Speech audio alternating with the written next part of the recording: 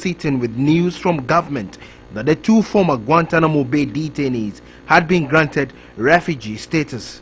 The Ministry of Interior has informed my ministry of records at the Refugee Board, which revealed that the government at the time granted the two detainees refugee status. The posturing of the then NDC government and now MPP government has come under intense criticism by international relations experts.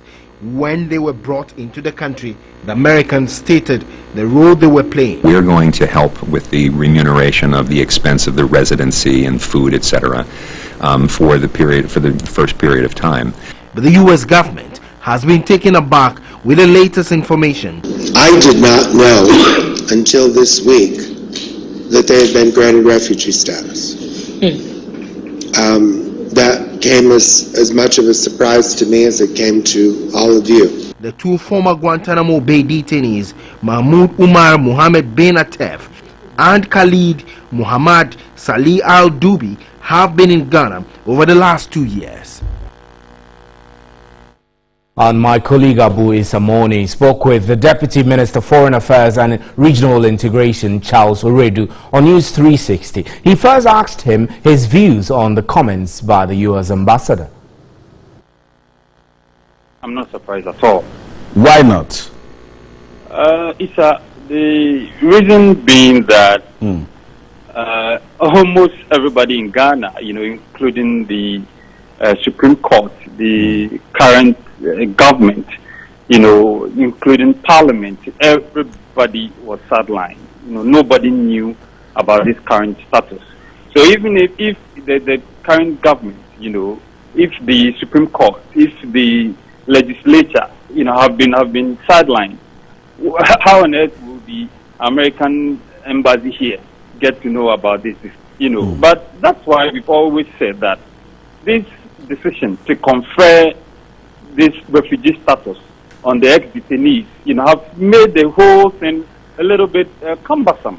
Because hitherto, when they were under protective custody, the exit game, to us, as the present government, was that after the expiration of the agreement, that's on the 6th of January, we were going to get them over to a third country.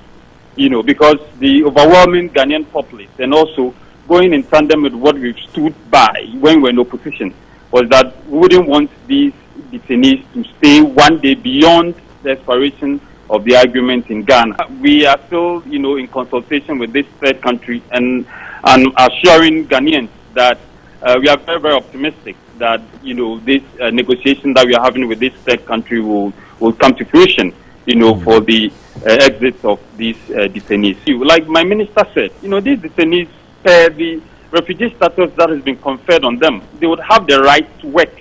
So as we speak now, they are working. They have their own private work that they are doing. But constantly, the security apparatus is keeping an eye on them. They are 24/7 being monitored, surveilled. Their messages, their phone calls, everything. They are being monitored, because of, how they got to where they are now. Yeah, you just said they are working and taking care of themselves. What kind of work are they doing? Oh, they are into private work. They are into private work. Private work like what? For the time being, I would want to, withhold this information. It's being rumored that they are carrying themselves about as Ghanaians and they have Ghanaian passports. Is this something that you can confirm? Yes, they have a travel document, but it's not a passport. It looks like a passport on the face of it. It looks like a passport because, their pictures are in, Republic of Ghana and all that. But internationally, we don't call it a passport.